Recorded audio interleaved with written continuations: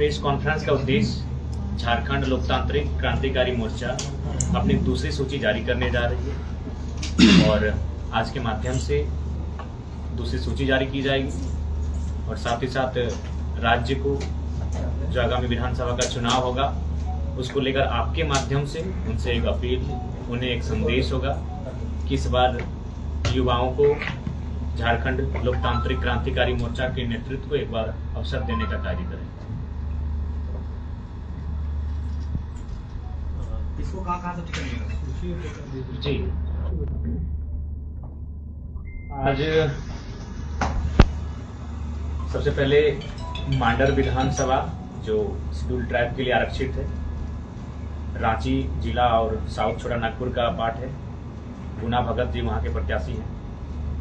टुंडी विधानसभा जो कि चर्चित विधानसभा है, क्योंकि वो विधानसभा मेरी है लेकिन डुमरी मेरा डिमांड हुआ तो उसके लिए जो डुमरी के चर्चित नेता हैं मोतीलाल महतो जी, उन्हें टुंडी शिफ्ट किया गया है, सीट को एक्सचेंज कर सकते हैं।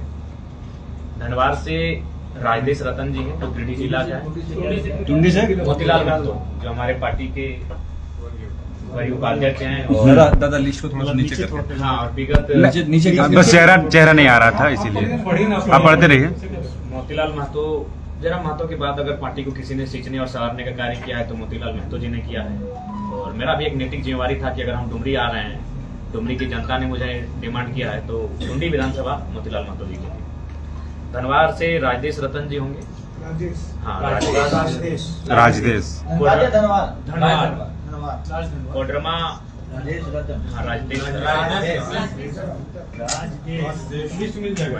हाँ, कोडरमा से हमारे पार्टी के और एक नामी चेहरे, बड़े नेता कह सकते हैं, पार्टी के उपाध्यक्ष आंदोलनकारी छात्र नेता मनोज यादव जी होंगे। बरी से कृष्णा यादव जी हमारे प्रत्याशी हैं। बरकट्ठा से महेंद्र प्रसाद मंडल जी हमारे प्रत्याशी हैं। हजारीबाग सदर से बरकट्ठा से महेंद्र प्रसाद मंडल, हजारीबाग सदर से उदय कुमार मेहता जी हमारे प्रत्याशी हैं। डाल्टनगंज पलामू से अनिकेत मेहता, गोड्डा से परिमल ठाकुर प्रत्याशी हैं। गांडे से हमारे अकील अख्तर और रिजवान जी प्रत्याशी हैं। रिजवान जी एक नामी चेहरा है, फिर ध्यान से रखिएगा क्योंकि हमारे पार्टी के एक स्तंभ हैं और आपको आपके सवाल से पहले ही हम उत्तर देना चाहेंगे। उन पर जो एक जांच कमेटी बैठी थी जी, उस जांच कमेटी की रिपोर्ट 2 दिन पूर्व उनको बाय पोस्ट प्रधान महासचिव जी ने भेज दिया है और उस रिपोर्ट में ये पाया गया कि उनके जो साथी थे वो दोषी पाए गए। रिजवान जी का अस्वस्थ तबियत ठीक नहीं था, वो संथाल परगना के दौरे से अपने कार्यक्रम को छोड़कर घर लौट रहे थे और वो गाड़ी के अंदर निद्रा की अवस्था में थे। लेकिन उसी बीच गाड़ी रुकी तो कुछ लोगों ने पता नहीं उनके मन में कैसा क्यों आया, उनके ड्राइवर और एक साथी थे जिन्होंने ये बात ड्राइवरों से बातचीत की थी इस विषय पर और बिल्कुल ग्रामीणों की राय और फीडबैक से पता चला फिर में रिजवान जी उस गाड़ी से उतरे ही नहीं थे, वो अस्वस्थ थे, गाड़ी के अंदर थे, उन्हें जानकारी उनको नहीं थी।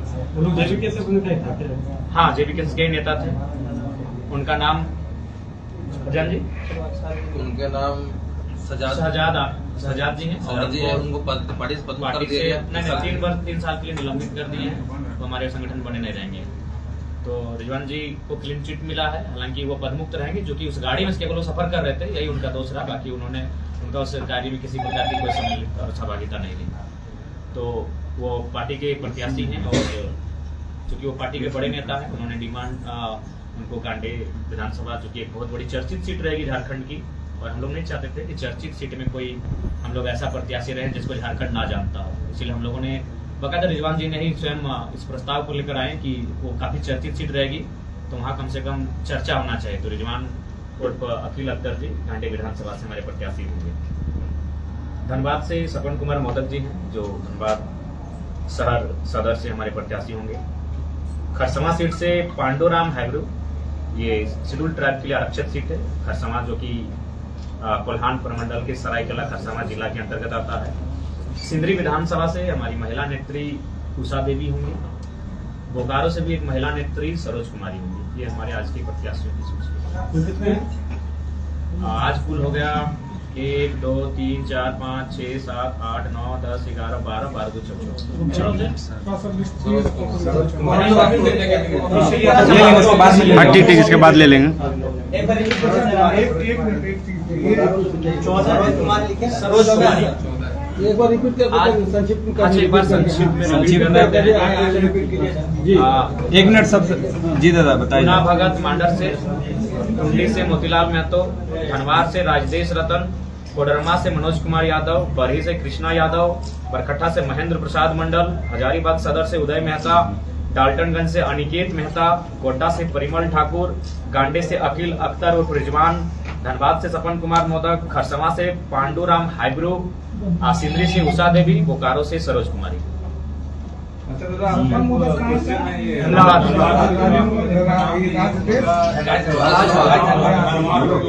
वायरल हुआ था जिसके कारण ये आरोप लगाया जा रहा है कि आप लोकसभा चुनाव जी महोदय, एक बार सवाल को रिपीट कीजिए। जिससे उषा देवी का आप हाँ, उषा देवी है। आशीष महतो का एक ऑडियो वायरल हुआ था लोकसभा चुनाव में, जिनके कारण ये भी आरोप लगाया जा रहा है कि आप लोकसभा चुनाव हार गए, तो फिर उन पे पार्टी भरोसा क्यों की? देखिए, सबसे पहली बात, हम लोग मॉडर्न भारत में रहते हैं और हम लगता है कि हम लोग शायद सती प्रथा के यहाँ जितने लोग बैठे हैं सती प्रथा के विरोधी हैं, है ना।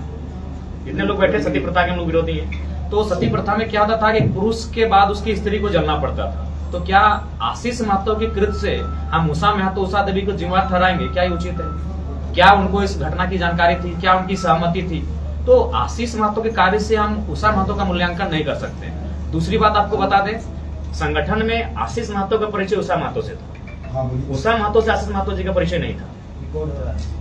तो इस बात को बिल्कुल मैं क्लियर करना चाहूंगा कि उषा महतो से उषा देवी जी के कारण ही हम उनको जानते थे और उनको पार्टी में रखा था। बिल्कुल उनके कारण नो डाउट जो भ्रम फैला उससे हमें राजनीतिक नुकसान हुआ, खासकर गिरिडीह लोकसभा में मुझे राजनीतिक नुकसान हुआ, इस बात को हम स्वीकार करते हैं। उनके ऑडियो क्लिप से बाकायदा मुझे नुकसान हुआ, लेकिन मैं एक मॉडर्न सोच का युवा हूँ। मैं उनके कृत्य से, उनकी अर्धांगिनी के कृत्य का आकलन और मूल्यांकन नहीं कर रहा हूँ। तो इसीलिए वो पहली सिंदरी क्षेत्र की पहली महिला है जो घर से बाहर आई थी, आलोचनाओं को सहा, महिला होने के कारण बहुत सारा समस्याओं का सामना करना पड़ा, अपने बच्चों को छोड़ा, अपने पति से भी उनका बहुत बार मनमुटाव रहा। उसके बाद भी पार्टी का संगठन के लिए लगातार कार्य की और हमें लगता है कि मानव श्रृंखला से पहले से वो हमारे साथ है, मानव श्रृंखला से पहले से। उषा देवी मानव श्रृंखला से पहले से हमारे साथ है, अतः उनकी विश्वसनीयता पर, उनकी कर्मनिष्ठा पर हमें कोई संदेह नहीं है।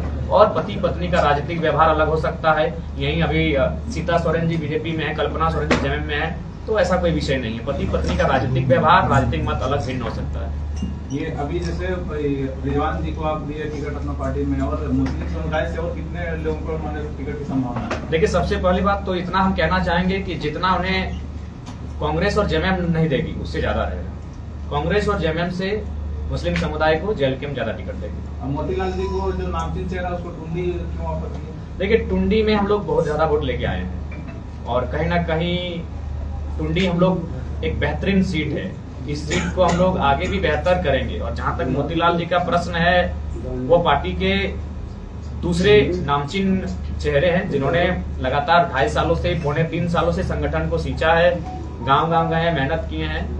और ये एक केंद्र अध्यक्ष होने के नाते मेरी भी नैतिक जिम्मेवारी थी, क्योंकि मैं अगर डुमरी गया हूँ तो वो डुमरी क्षेत्र के हैं, तो टुंडी से उनको सम्मान मिलेगा और मेरे घर से वो लड़ेंगे। और बोकारो से जो आप प्रत्याशी का घोषणा की, उनका संगठन में क्या योगदान रहा? देखिए, विगत 2 वर्षों से वो भी संगठन में एक्टिव है। हालांकि महिला होने के कारण संगठन की गतिविधियों में आपने उनको कभी देखा नहीं होगा, लेकिन तमाम आंदोलन में वो लगातार रही है। आपने उन्हें वॉच नहीं किया। उनका सबसे खास जो काम रहा वो पार्टी रजिस्ट्रेशन का काम उनके ही नेतृत्व में किया गया है। अगर आज पार्टी हमारा रजिस्ट्रेशन है तो उसमें सरोज कुमारी जी का योगदान है।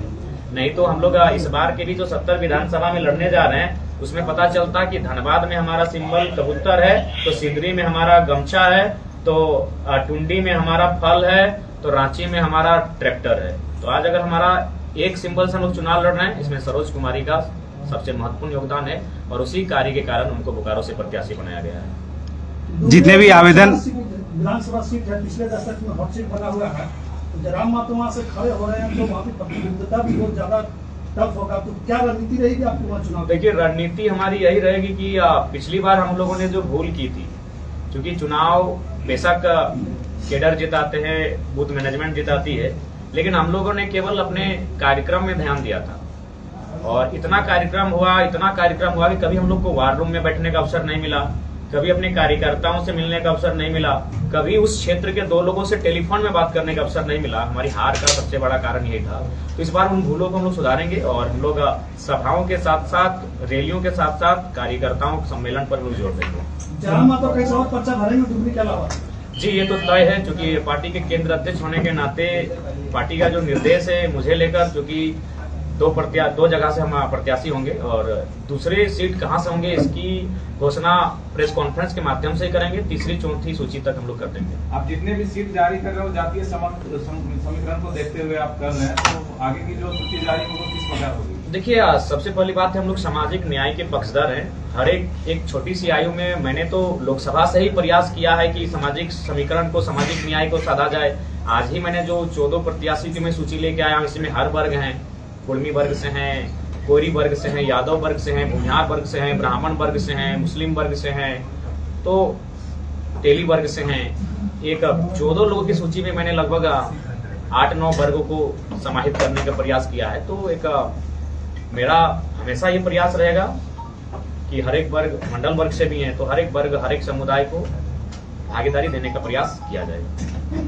जातीय जनगणना की जो बात है उसमें आप लोगों का पार्टी का क्या है? देखिए, हम लोग देश के साथ हैं। देश की जो जनता है, जनता की जो मांग है, उनकी बहुमत के साथ है। आप लोग की निजी राय क्या है? प्रधानमंत्री का भाषण आया था कि कांग्रेस जो हिंदुओं को जातीय बांटने का प्रयास कर रही है। देखिए, सबसे पहली बात, देश की मांग क्या है? अगर लोग जानना चाहते हैं, देखिए भारत देश एक ऐसा देश है जहाँ हर चीज की गणना है। गणना से किसी को परहेज नहीं होना चाहिए, इसमें बांटने की कोई बात नहीं है, सब मिलजुल के हैं, लेकिन सब जानना चाहते हैं कि आखिर गणना में है क्या। अगला लिस्ट कब तक? अगला लिस्ट अब पता नहीं, शायद प्रेस कॉन्फ्रेंस के अवसर से मौका मिले या ना मिले, लेकिन अगला लिस्ट हमें लगता है कि आज रात को भी हो सकता है, कल सुबह भी हो सकती है। हम प्रयास करेंगे दुर्गा पूजा 10वीं तक सारी सीटों की घोषणा कर दी जाए, ताकि हमारे जो प्रत्याशी हैं उनको पर्याप्त समय मिल जाएगा चुनाव लड़ने के लिए। शराबबंदी को लेकर क्या कुछ? देखिए, शराबबंदी बिल्कुल एक पहल, अच्छी पहल है, लेकिन झारखंड की परिस्थितियों के आधार पर इस पर हम लोग आगे सोचेंगे।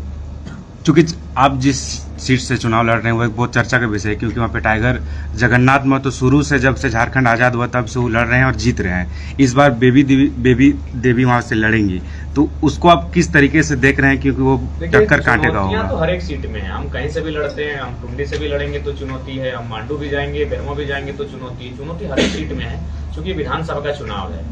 तो हम लोग उस चुनौतियों से निपटने के लिए तैयार हैं और मेहनत लगातार कर रहे हैं। मेहनत इतनी कर रहे हैं कि हम परसों साहेबगंज में थे, अगली सुबह हजारीबाग में थे, अगली उसकी रात को रांची में, और आज हम धनबाद में हैं। यानी भारत में, अपनी बड़ाई और प्रशंसा नहीं कर रहा हूँ, भारत में कोई लीडर इतना मेहनत फिलहाल वर्तमान में नहीं कर रहा। संथाल का दृश्य तो आपके सामने है, आदरणीय मीडिया बंधुओं। संथाल जब हम गए थे धनबाद से गाड़ी में बैठ के अपने दोस्तों के साथ, हम लोग यही चर्चा की है कि भाई लोग सुनने आएंगे कि नहीं आएंगे। अगर नहीं आएंगे तो उनको बोलिएगा कि बंद कमरे में ही मीटिंग करें। अगर चूंकि हमारा स्टाइल है स्कॉर्पियो में स्पीच देना, तो अगर उतनी संख्या में लोग नहीं आएंगे तो एक बंद कमरे में ही मीटिंग करें, वहीं हम लोग अपनी बात रखेंगे। लेकिन जब संथाल परगना में हमारी एंट्री हुई, बाबा बैद्यनाथ के निवास स्थान में झारखंड में, तो बड़ा अद्भुत दृश्य था। जरमुंडी में जो सभा हुई, उसके बाद वहां से गोड्डा गए, गोड्डा में भी वही दृश्य था। महागामा में तो फिर रात को पहुंचे सो दृश्य वो था, और राजमहल में तो फिर अद्भुत दृश्य था। राजमहल गंगा के तट पर जो मेरा सम्मान हुआ, जो भीड़ दिखी, संथाल परगना के 5 सभाओं को देखने के बाद मुझे लगा नहीं कि वो धनबाद से बाहर है। बहुत अच्छा रिस्पॉन्स हुआ। जयराम महतो दूसरा सीट पर विधानसभा में बोल रहे कि लड़ेंगे, तो जयराम महतो का ये फैसला होगा कि पूरे पार्टी का फैसला? नहीं, ये पार्टी का फैसला है। क्योंकि पिछला बार भी पार्टी हमको 2 लोकसभा सीट लड़ने बोल रही थी। धनबाद बकायदा हमें ही ऑफर किया गया था कि धनबाद हॉट सीट है, लेकिन मेरा ये तर्क था कि दोनों जगह अलग अलग सिंबल हो सकता है, पार्टी का रजिस्ट्रेशन नहीं हुआ है और कंफ्यूज हो सकते हैं सीरियल नंबर को लेकर कि धनबाद में सीरियल नंबर 5 है, गिरिडीह में 7 है, और दोनों माने सीमावर्ती क्षेत्र है। तो पार्टी ने मुझे पिछला बार ही कहा था, क्योंकि पार्टी का नहीं, ये पूरा झारखंड का मानना है कि जिस सीटों पे हम लड़ेंगे उसमें प्रभाव कुछ ज्यादा बढ़ता है। कुछ संभावित सीट बता दीजिए कहाँ से लड़ेंगे? हाँ, संभावित सीट मान के चलिए, अब टुंडी तो आज क्लियर हो चुकी है, तो टुंडी को भी हम संभावना में रखे थे। तो अब संभावित सीट हमारी रह गई गोमिया, बेरमो, मांडू।